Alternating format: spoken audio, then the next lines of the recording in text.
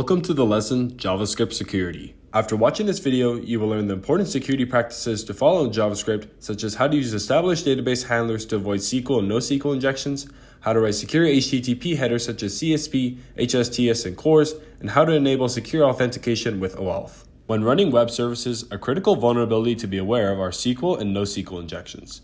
These injections are a type of vulnerability where a hacker enters a customized database query into a web application to extract sensitive information out of an app's database. With SQL injections, a hacker knows that an app uses a SQL database and enters a SQL query that may look like this. With NoSQL injections, a hacker knows that an app uses a NoSQL database like MongoDB, Couchbase, or Cassandra and enters a query into the database like this. To prevent these attacks, use parameterized queries.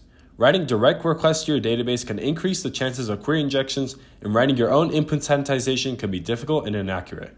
On the other hand, writing parameterized queries can filter out potential query injections and only pass in required data to run the database queries. Here's an example with SQL queries.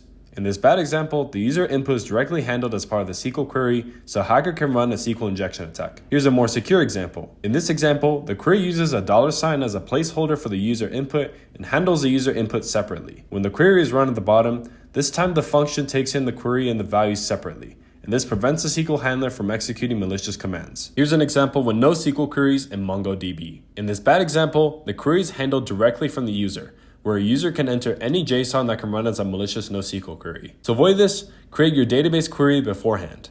With this more secure example, the query already has a fixed JSON format and only the name is a required part for the user input. Finally, this code closes the MongoDB client session to avoid memory leaks that can happen from overusing the MongoDB server. The next security practice covered are secure HTTP headers.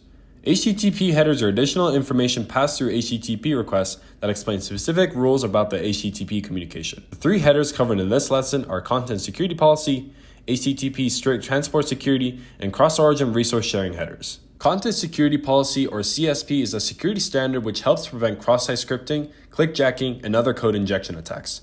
It does so by specifying which content sources are trusted, thus restricting how resources like scripts, images, or style sheets can be loaded by the browser. Here's an example of how to set up CSP in Node.js using the popular Helmet package. In this example, helmet.contentsecurityPolicy is used to set the CSP directives, specifying the policies for default sources and script sources. The default source defines the default policy for fetching resources like JavaScript, images, CSS, fonts, AJAX requests, and more. The script source defines the valid resources for running JavaScript. The self-directive means that only resources from the same origin as the document are allowed, and trustedsource.com is any site that is also trusted to run.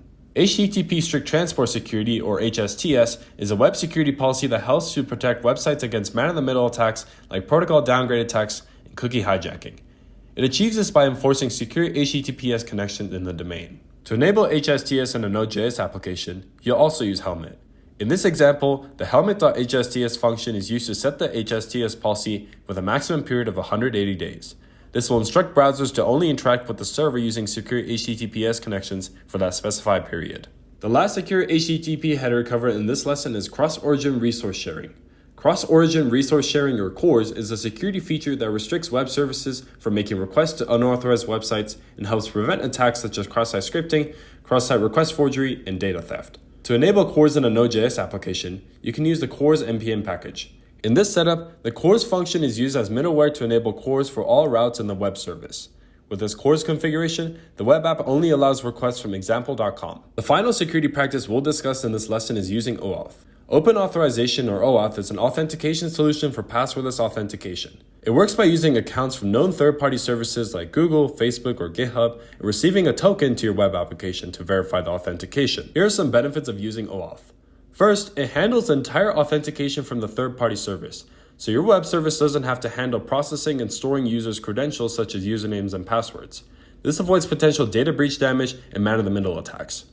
Another reason why OAuth is useful is because of its simple login process.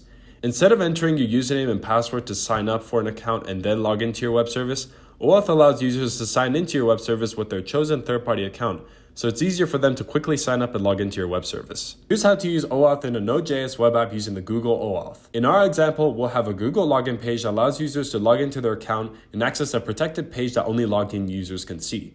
First, we'll set up a new Google Cloud project on a Google Cloud account to set up our OAuth authentication. Once the project is set up, search for OAuth and find OAuth consent screen. Once you click it, Go to the OAuth Consent Screen tab and configure your OAuth by clicking External, select the first two scopes, and enter your Google accounts as test users. Next, go to the Credentials screen and set up your application type as a web application, authorize JavaScript origin as localhost 3000, and the redirect URI as localhost 3000/auth/google/callback. Once you have your credentials set up, you will have the option to save your client ID and client secret. Save these two values as we'll use them next. Now that we got our Google Cloud project set up, we'll start writing the web server code in Node.js. We will first install the necessary npm packages, which are Express, Express Session, and Google Auth Library. Now we'll create our server.js file, which looks like this. First, we'll set up our web application to run OAuth. Using the client ID, secret, and redirect URL, we'll set up an OAuth client. We'll also set up an Express session, which will be used to handle the OAuth login logic. In the next section, we'll write a function that checks if a user is authenticated. This function will be used whenever a user is trying to access the protected page and will redirect them to the home page if they're not logged in. In this section, we're describing the contents of the home page. In the home page, we'll display a URL to redirect the page to a Google login page. We'll set the access type and scope to specify how in-depth the Google authentication will be. In the final section, we specify the routes for the callback once a user is logged in and the contents of the protected page. Since we set auth/google/callback as the redirect URL, the Google login page goes to that route automatically after login. In the redirect URL, we receive an authentication token from the Google OAuth, get contents out of the token, and store it as a cookie in Express Session. Once that is done, the user is redirected to the protected page. When accessing the protected page, the server runs the isAuthenticated function defined before, and if successful, sends the user to the protected page. When we run the web app, we can see the link to the Google OAuth login page and can verify that a user who isn't logged in can't access the protected page. Once we log in with our Google account, we can get the protected page displaying our Google account name, indicating that our Node.js server was able to get contents out of the authentication token. In this video, you learned how code injection vulnerabilities can be mitigated through parameterized querying, how to set up secure HTTP headers such as CSP, HSTS, and CORS, and how to set up authentication with Google OAuth.